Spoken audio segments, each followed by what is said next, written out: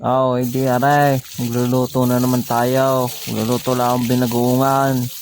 Ipritos ko lang rin talong. Yan. Tapos sasangkot siya ng papagarnit papagayon. Pag medyo may itim ng papagayan, ayos na. Tatalo na yan.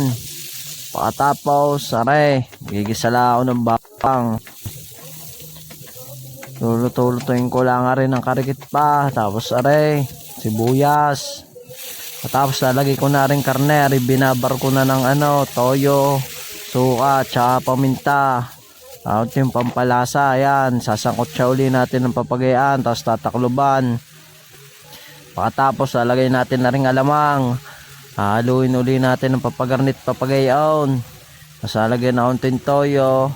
Yung pinagbabadan. Tapos tatakluban uli. Hintayin natin maigayan. Yan, pag medyo iga-iga ng gayaan, tsaka malambot na ang karne, ayos na yan. Lalagay na natin ng sili. At tapos lalagyan natin ng karikit na asukan. Ayan. At tapos ating hahaluin uli ng papagarnit papagayon. Ay bigat, ayan na, luto na. Lalagay na natin yung pinrito natin talong. Style, yan. Oh, ay bigat arin na. Kakadaling lutuin. Kakasarap pa ang binagoongan.